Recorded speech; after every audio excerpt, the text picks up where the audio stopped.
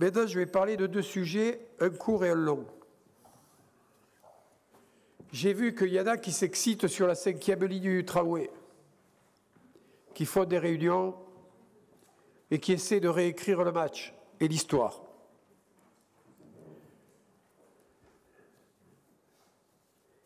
Je me suis procuré le rapport de la commission d'enquête de la 5e ligne.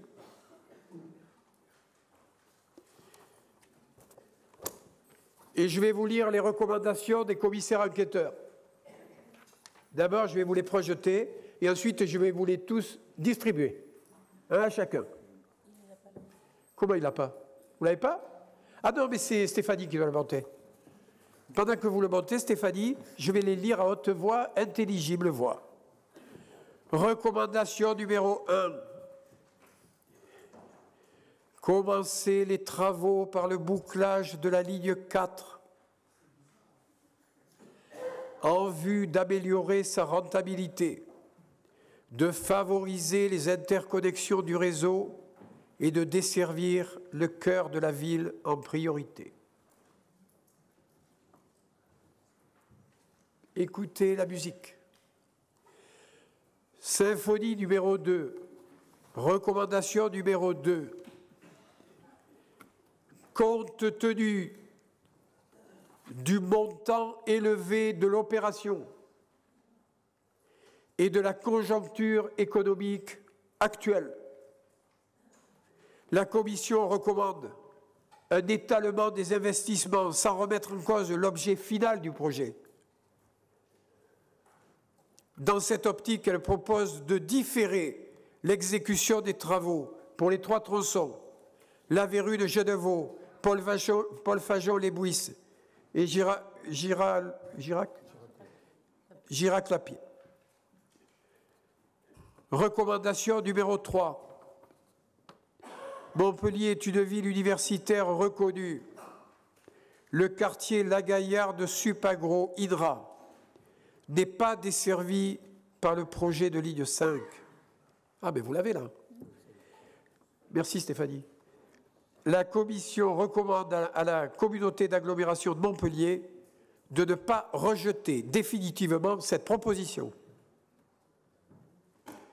Je n'avais pas eu connaissance de ce rapport d'enquête, mais je m'aperçois qu'il est dans la trame des orientations politiques que, de fait, nous sommes contraints de prendre.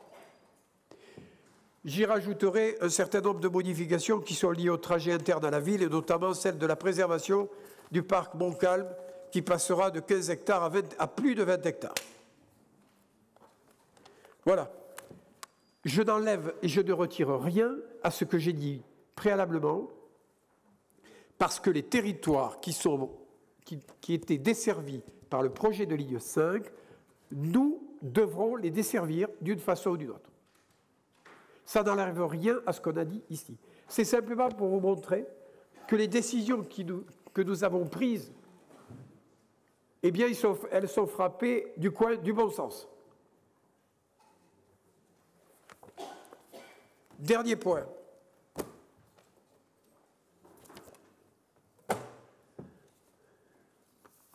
C'est un peu plus compliqué. Il faut bien suivre. Il faut être attentif. Je vais vous parler de l'IDEX.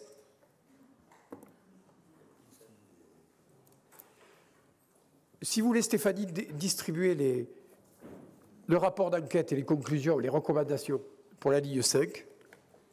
Après, quand vous aurez tout distribué, je parlerai de l'IDEX, pour que vous soyez bien concentrés.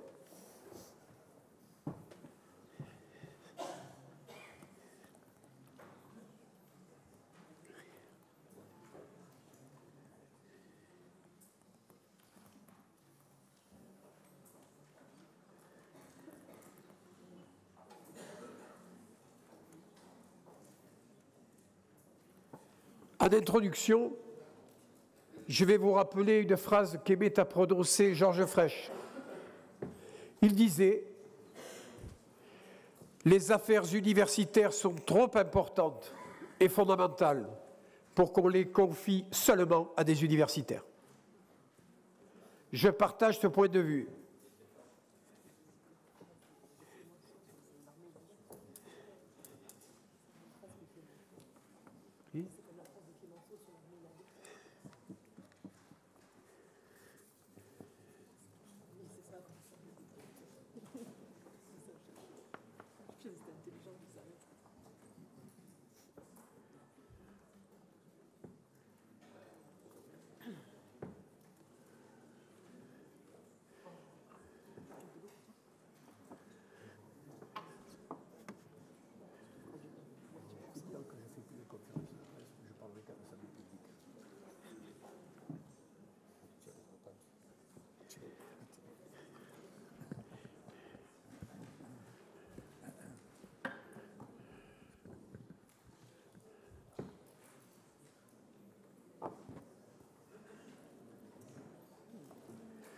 Et vous avez en bas de page le nom des signataires, commissaire enquêteur.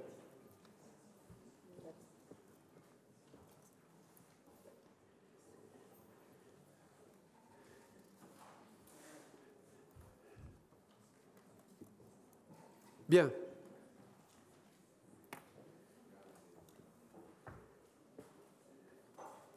L'IDEX égale Initiative d'excellence universitaire.